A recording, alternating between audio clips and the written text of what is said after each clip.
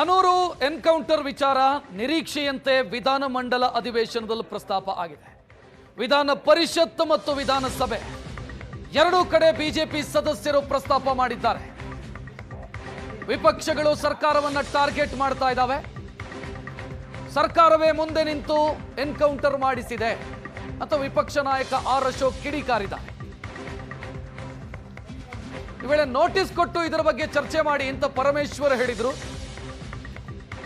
Encounter ಮಾಡೋದಕ್ಕಿಂತ ಮೊದಲು notice ಕೊಟ್ರ ಅಂತ ಆರ್ ಅಶೋಕ್ ಪ್ರಶ್ನಿಸಿದ್ರು. ಇದು ಗಲಾಟೆ ಗದ್ದಲಕ್ಕೆ ಕಾರಣ ಆಯಿತು. ವಿಧಾನಸಭೆಯ ದೃಶ್ಯ ಇದು. ಹನೂರು ಎನ್ಕೌಂಟರ್ ವಿಚಾರವನ್ನ ಆರ್ ಅಶೋಕ್ ಪ್ರಸ್ತಾಪ ಮಾಡಿದ್ರು. ವಿಧಾನ ಪರಿಷತ್ನಲ್ಲಿ ಛಲವಾದಿ ನಾರಾಯಣ ಸ್ವಾಮಿ ಎರಡೂ ಸದನಗಳಲ್ಲೂ ಕೂಡ ಪ್ರಸ್ತಾಪ ಆಗಿದೆ ಹನೂರು ಎನ್ಕೌಂಟರ್ ವಿಚಾರ.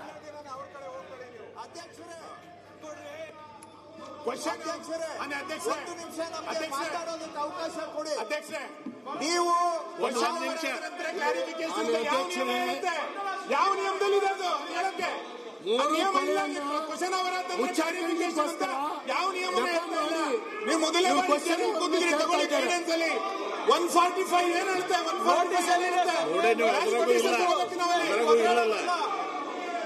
ಮಾನ್ಯ ಅಧ್ಯಕ್ಷರೇ, no debate shall be permitted on this statement. Next sentence ಓದಿ. ನೆಕ್ಸ್ಟ್ ಸೆಂಟೆನ್ಸ್ ಓದಿ. ಅಧ್ಯಕ್ಷರು ಈಗಾಗಲೇ ಪ್ರಶ್ನೋತ್ತರ ಅವಧಿ ಅಂತ ಘೋಷಣೆ ಮಾಡಿದ್ದಾರೆ. ಪೀಠಕ್ಕೆ ಗೌರವ ಕೊಟ್ಟು ಅದಾದ ನಂತರ ನಿಮ್ಮ ಕ್ಲಾರಿಫಿಕೇಶನ್ ಅಧ್ಯಕ್ಷರು ಯಾರು ಹೇಳಿ ಸರ್? ಕ್ಲಾರಿಫಿಕೇಶನ್ ಇಲ್ಲ ಅಂದ್ರೆ ಈಗಾಗಲೇ ಸಚಿವರು ಸ್ಟೇಟ್ಮೆಂಟ್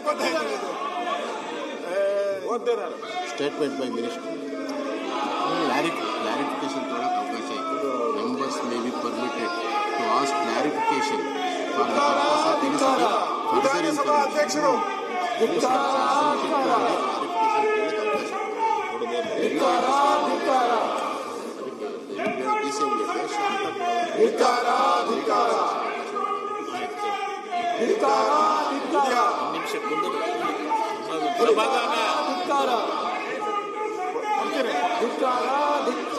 ಸಮಾಧಾನ ನೀಟ್ ಪರೀಕ್ಷೆ ಬಗ್ಗೆ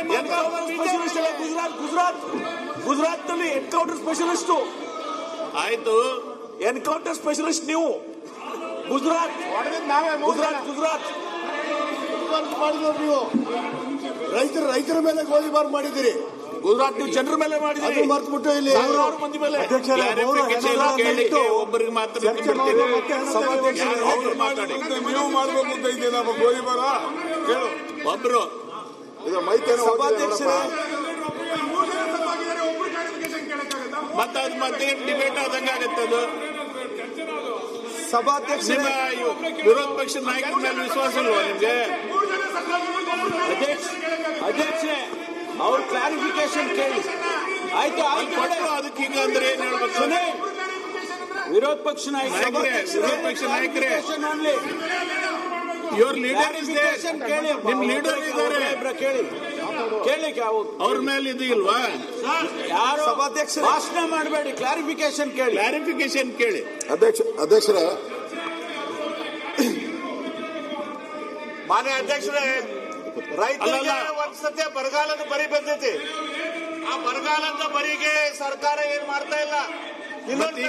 ಯಾವ ಚರ್ಚೆ ಬರಗಾಲ ಚರ್ಚೆ ಮಾಡೋಣ? ಎನ್ಕೌಂಟರ್ ಮಾಡಿ ಬೆಲ್ಲದವ್ರು ಬರಗಾಲ ಚರ್ಚೆ ಮಾಡೋಣ. ಅಲ್ಲ, ಬರಗಾಲದ ಬರಿ ಐತಿ, ಅದಕ್ಕೇನ್ ಮಾಡ್ತಾ ಇಲ್ಲ ಸರ್ಕಾರ. ಅದ್ರ ಬಗ್ಗೆ ಏನು ಕ್ರಮ ತೆಗೆದುಕೊಂಡಿಲ್ಲ. ರೈತರಿಗೆ ಗುಂಡಾರಿಸ್ತಾ ಇದ್ದೀರಿ. ಅಶೋಕ್ ಅವ್ರಿಗೆ ಮಾತಾಡಕ್ ಬಿಡ್ತಾ ಇಲ್ಲ. ಬೇರೆ ಆಂತರಿಕ ರಾಜಕಾರಣ ಮಾತಾಡಕ್ ಬಿಡಿ. ನಿಮ್ ನಾಯಕ ಅವಕಾಶ ಕೊಟ್ಟಿನಿ, ನೀವು ಪ್ರಾರಂಭ ಮಾಡಿ. ಅಲ್ಲ, ವಿರೋಧ ಪಕ್ಷದ ನಾಯಕರು ಸಭಾಧ್ಯಕ್ಷರೇ ಒಂದೇ ನಿಮಿಷ. ಒಂದೇ ಅಧ್ಯಕ್ಷರೇ, ಪ್ರದೀಪ್ ಅವರೇ ಕುಂತ್ಕೊಳ್ಳಿ. Please sit down. ಪ್ರದೀಪ್ ಅದನ್ನ ಹೇಳ್ತೀನಿ, ನೋಡ್ತೀನಿ. ಅಧ್ಯಕ್ಷರೇ, ತಾವು ಅಂತೂ ಇಂತೂ ನಮ್ಗೆ ಅವಕಾಶ ಕೊಡಕ್ಕೆ ಒಂದು ಪ್ರಯತ್ನವನ್ನ ಮಾಡಿದ್ದೀರಾ. ಕೊಟ್ಟಿವಿ. ಈಗ ಮತ್ತೆ ಪ್ರಯತ್ನಕ್ಕೆ ಕೊಟ್ಟಿಲ್ಲ, ಅರ್ಧ ಕೊಟ್ಟಿದ್ದೀರಾ, ಅರ್ಧ ಸತ್ಯ ಕೊಟ್ಟಿದ್ದೀರಾ, ಅರ್ಧ ಕೊಟ್ಟಿದ್ದೀರಾ ಅಷ್ಟೇ, ಪೂರ್ತಿ ಕೊಟ್ಟಿಲ್ಲ ನಮಗೆ. ಅದೇ ಸ್ವಾತಂತ್ರ್ಯ ಅಂತಾರಲ್ಲ, ಅರ್ಧ ಸ್ವಾತಂತ್ರ್ಯ ನಮಗೆ ಇವಾಗ ಕೊಟ್ಟಿರೋದು, ಪೂರ್ತಿ ಸ್ವಾತಂತ್ರ್ಯ ಕೊಟ್ಟಿಲ್ಲ. ಇದರಲ್ಲಿ ಕ್ಲಿಯರ್ ಆಗಿದೆ, ನೀವು ಮಾಹಿತಿ ಪಡೆಯುವ ಉದ್ದೇಶಕ್ಕಾಗಿ ಪ್ರಶ್ನೆಯನ್ನು ಕೇಳಲು ಸದಸ್ಯರಿಗೆ ಅನುಮತಿ ನೀಡಬಹುದು ಅಂತ. ಒಬ್ಬ ಸದಸ್ಯರು ಅಂತ ಇಲ್ಲಿಲ್ಲ, ಒಬ್ಬ ಸದಸ್ಯರು ಅಂತ ಇಲ್ಲ, ತಾವೊಬ್ಬರು ಅಂತ ಹೇಳಿದ್ದೀರಾ. ಎಲ್ಲ ವಿರೋಧ ಪಕ್ಷ ನಾಯಕರು ಎಲ್ಲರೂ ನಿಮ್ಮ ಹೊಟ್ಟೆಗದಾರ ಉಸ್ತುವರು. ಅಲ್ಲ, ಒಬ್ಬೊಬ್ರು ಕೇಳಿ, ಒಬ್ಬರೋ ಇಬ್ಬರೋ ಕೇಳಲಿ ಅಷ್ಟೇ, ಏನ್ ಜಾಸ್ತಿ ಎಲ್ಲರೂ ಕೇಳಬೇಕು ಅಂತ ಏನಿಲ್ಲ, ಒಂದಿಬ್ಬರು ಕೇಳಿ. ಅದ್ರ ಬಗ್ಗೆ ನಾನೇನು ನೀವು ಅದನ್ನ ಮಾತಾಡಕ್ ಕೇಳ್ತೀರಿ, ನಿಮ್ಮ ಉಪನಾಯಕರು ಹೇಳ್ತಾರೆ. ಇಲ್ಲ ಇಲ್ಲ, ನಾನು ಹೇಳಿದ್ದು ಯಾವುದೋ ರಿಪೀಟ್ ಮಾಡಬೇಡಿ, ನಾನು ಹೇಳಿದ್ದು ಯಾರೋ ರಿಪೀಟ್ ಮಾಡಬೇಡಿ. ಅಧ್ಯಕ್ಷರೇ, ಇಲ್ಲಿ ನನ್ನ ಪ್ರಶ್ನೆ, ಮೈಸೂರು ಆಸ್ಪತ್ರೆಯಲ್ಲಿ ದಾಖಲಾಗಿದ್ದಂತ 4ನೇ ವ್ಯಕ್ತಿ, 3 ಜನಕ್ಕೆ ಗುಂಡಾರಿಸಿದ್ದಾರೆ, 4ನೇವರೆಗೂ ಗುಂಡು ಹೊಡೆದಿದ್ದಾರೆ. ಆ 4ನೇ ವ್ಯಕ್ತಿ ಮೈಸೂರು ಆಸ್ಪತ್ರೆಯಿಂದ ನಿಗೂಢವಾಗಿ ಕಾಣೆ ಆಗ್ತಾರೆ. ಯಾಕೆ ಕಾಣೆ ಆಗ್ತಾರೆ? ಆತ ಸತ್ಯ ಸಂಗತಿ ಬಯಲು ಮಾಡ್ತಾನೆ ಅಂತ ಏನೇ ಕಾಣೆ ಆಗ್ತಾರ? ಯಾಕೆ ಕಾಣೆ ಆಗ್ತಾರೆ? ಅದು ಅವನು ಇದುವರೆಗೂ ಸರ್ಕಾರ ಹೇಳಿಲ್ಲ. ಅವರು ಸ್ಟೇಟ್ಮೆಂಟ್ ಅಲ್ಲೂ ನಾನು ನೋಡಿದೆ, ಆ ಸ್ಟೇಟ್ಮೆಂಟ್ ಅಲ್ಲಿ ರಾಮಲಿಂಗಾರೆಡ್ಡಿ ಅವರಲ್ಲಿಯೂ 4ನೇ ವ್ಯಕ್ತಿ ಇದ್ದಾನೆ. ಅಲ್ಲಿ ಎನ್ಕೌಂಟರ್ ಆದಂತಹ ಸಂದರ್ಭದಲ್ಲಿ 4ನೇ ವ್ಯಕ್ತಿ ಇದ್ದಾನೆ. ಆ 4ನೇ ವ್ಯಕ್ತಿ ಬಗ್ಗೆ ಇವರ ಸ್ಟೇಟ್ಮೆಂಟ್ ಅಲ್ಲಿ ಎಲ್ಲೂ ಇಲ್ಲ. ನನ್ನ ಪ್ರಶ್ನೆ ಸರ್ಕಾರಕ್ಕೆ, ಡೌಟ್ ಎಲ್ಲಿ ಬರ್ತಾ ಇದೆ ಜನಗಳಿಗೆ? ರೈತರ ಸಂಘ ಯಾಕೆ ಹೋರಾಟ ಮಾಡ್ತಾ ಇದ್ದಾರೆ? ರೈತರು ಯಾಕೆ ಹೋರಾಟ ಮಾಡ್ತಾ ಇದ್ದಾರೆ? 5,000 ಜನ ಯಾಕೆ ಸೇರ್ಬಿಟ್ರು? ಏನೋ ಇವನ್ ಕಾಡುಗಳ್ಳ ಅಂದಿದ್ರೆ, ವೀರಪ್ಪನ ಕಾಡುಗಳ್ಳ ಅಂತ ನಾವು ಕೇಳಿದ್ರಿ, ಇವ್ ಕಾಡುಗಳ್ಳ ಅಂತ ಹೇಳಿದ್ರೆ ಇಷ್ಟೊಂದು ಜನ 5,000 ಜನ ರೈತರೆಲ್ಲ ಬಂದು ಹಸಿರು ಟವಲ್ ಹಾಕೊಂಡು ಯಾಕೆ ಹೋರಾಟ ಮಾಡ್ತಾ ಇದ್ರು? ನನ್ನ ಪ್ರಶ್ನೆ. ಆಮೇಲೆ ಅವರ ರಾಮಲಿಂಗಾರೆಡ್ಡಿ ಅವರು ಸ್ಟೇಟ್ಮೆಂಟ್ ಅಲ್ಲಿ ಬರೆದಿದ್ದಾರೆ, ಪರಿಶೀಲಿಸಲಾಗಿ ಅಂತೋಣಿ ಸ್ವಾಮಿ ಬಿನ್ ಪೆರಿಯ ನಾಯಗನ್ ಇವರು ಅರಣ್ಯ ಅಪರಾಧ ಪ್ರಕರಣದಲ್ಲಿ ಭಾಗಿಯಾಗಿರೋ ಬಗ್ಗೆ ಯಾವುದೇ ಮಾಹಿತಿ ಕಂಡು ಬರುವುದಿಲ್ಲ ಅಂತಾರೆ ಅವ್ರ ಸ್ಟೇಟ್ಮೆಂಟ್ ಅಲ್ಲಿ. ಸತ್ಯ ಹೇಳವ್ರೆ ನೋಡಿ, ಬಾಲಕೃಷ್ಣ ಕರೆಕ್ಟ್ ಆಗಿ ಮಾತಾಡ್ತಾವ್ರೆ. ಸತ್ಯ ಇಲ್ಲ ಅಂದವ್ರನ್ನ ಹೆಂಗೆ ಎನ್ಕೌಂಟರ್ ಮಾಡ್ತೀರಾ? ಕಾಡುಗಳ್ಳ ಅಂತ ಹೆಂಗೆ ಎನ್ಕೌಂಟರ್ ಮಾಡ್ತೀರಾ ಅವನ್ಗೆ? ಇಲ್ಲ ಅಂದ್ಮೇಲೆ ಅವನು ಅಬಿಚೂಲ್ ಅದ ಏನನ್ನೋದು ಸುರೇಶ್ ಕುಮಾರ್ ಅವರು ಅಫೆಂಡರ್, ಅಬಿಚುವಲ್ ಅಫೆಂಡರ್ ಇದಾರಲ್ಲ, ಈಗ ಯಾರೋ 1 ಕೊಲೆ ಮಾಡಿರ್ತಾನೆ, 2 ಮಾಡಿರ್ತಾನೆ, ಈ ತರ ಆಗಿದ್ರೆ ಅವನ ರೆಗ್ಯುಲರ್ ರೌಡಿ ಅನ್ನೋ ತರ ಇರ್ತೈತೆ. ರೆಗ್ಯುಲರ್ ರೌಡಿ ಲಿಸ್ಟ್ ಅಲ್ಲಿ ಇರ್ಬೇಕು ಅವನು. ಇವನೇನು ಇಲ್ಲ, ರೌಡಿ ಲಿಸ್ಟ್ ಅಲ್ಲೇ ಇಲ್ಲ ಇವನು. ಹೆಂಗೆ ಮಾಡಿದ್ರಿ ಅವನಿಗೆ? ಮತ್ತೆ ಗುಂಡು, ಅಧ್ಯಕ್ಷರೇ, ನನಗಿಂತ ತಾವು ಬಹಳ ಸ್ಪರ್ಧೆ ಮಾಡಿದ್ದೀರಾ, ನೀವೆಲ್ಲ ಜನಗಳ ಮಧ್ಯೆ ಇದ್ದವರು. ಒಂದು ಅರ್ಥ ಮಾಡ್ಕೊಳ್ಳಿ, ಕಾಡಲ್ಲಿ ಫೈರಿಂಗ್ ಆಗ್ಬೇಕಾದ್ರೆ, ಕಾಡು ಗೊತ್ತಲ್ಲ, 1000 ಕಿಲೋಮೀಟರ್ ಇರ್ತದೆ, ಫೈರಿಂಗ್ ಆಗ್ಬೇಕಾದ್ರೆ ಎಷ್ಟು ರೇಂಜಲ್ಲಿ ಆಗ್ಬೇಕು? ಪರಮೇಶ್ವರ್ ಉತ್ತರ ಕೊಡ್ತಾರೆ, ಆಮೇಲೆ ಕೇಳಿ ಅವರು.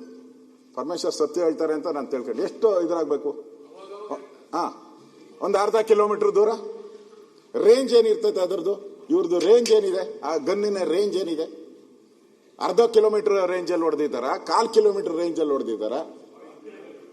ಸ್ಪಾಟ್ ಅಲ್ಲಿ ಅಂದ್ರೆ ಹತ್ತಿರದಿಂದ ಹೊಡೆದಿರೋದ್ರ ಬಗ್ಗೆ ಡಾಕ್ಟರ್ ಹೇಳಿದ್ದಾರೆ. ಪಾಯಿಂಟ್ ಬಹಳ ನಿಯರೆಸ್ಟ್ ಅಲ್ಲಿ ಹೊಡೆದಿರೋದು. ನಿಯರೆಸ್ಟ್ ಅಲ್ಲಿ ಹೊಡಬೇಕಾದ್ರೆ ಅದು ಹೆಂಗೆ ಫೈರಿಂಗ್ ಅಂತ ಆಗುತ್ತೆ? ಹೇಳಿ, ನೀವು ಉತ್ತರ ಕೊಡಿ. ನಾನೇನು ಇದಕ್ಕೆ ನಾನು ಕೇಳ್ತಾ ಇರೋದು ನನ್ನ ಸ್ಯಾಟಿಸ್ಫ್ಯಾಕ್ಷನ್ಗಲ್ಲ ನಾನು ಉತ್ತರ ಕೇಳ್ತಾ ಇರೋದು. ಅಲ್ಲಿ ಯಾರು ಇಡೀ ರಾಜ್ಯದ ಜನ ಪ್ರಶ್ನೆಗಳನ್ನು ಕೇಳ್ತಾ ಇದ್ದಾರೆ, ಅಲ್ಲಿ ರೈತರು ಕೇಳ್ತಾ ಇದ್ದಾರೆ, ಅವ್ರ ಪ್ರಶ್ನೆ.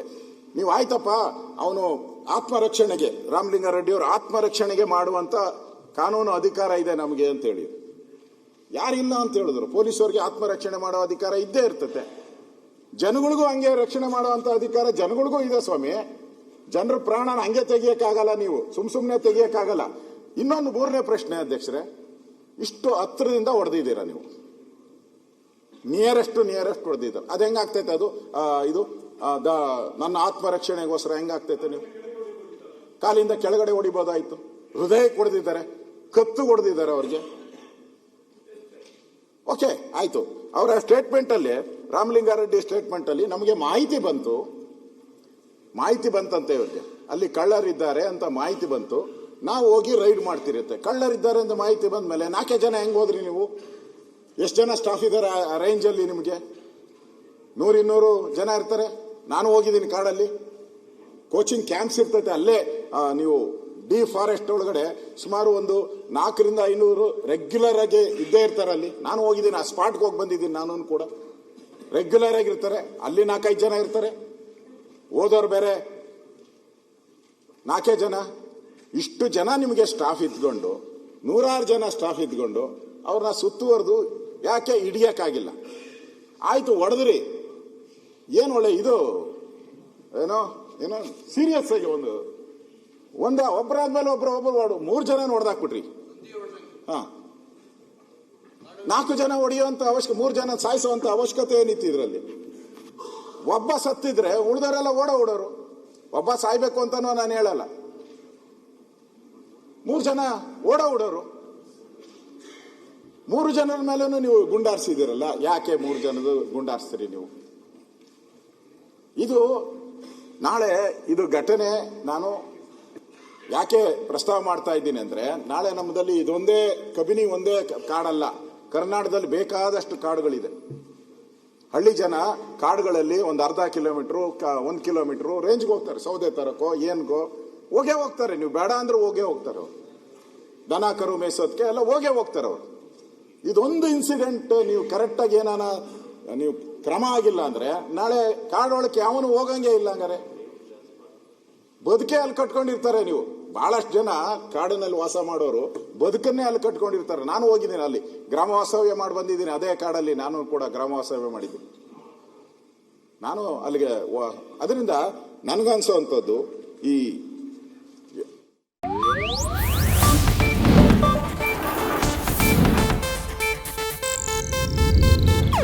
ಇದು ಏಷ್ಯಾನೆಟ್ ನ್ಯೂಸ್ ನೆಟ್ವರ್ಕ್ ಪ್ರಸ್ತುತಿ.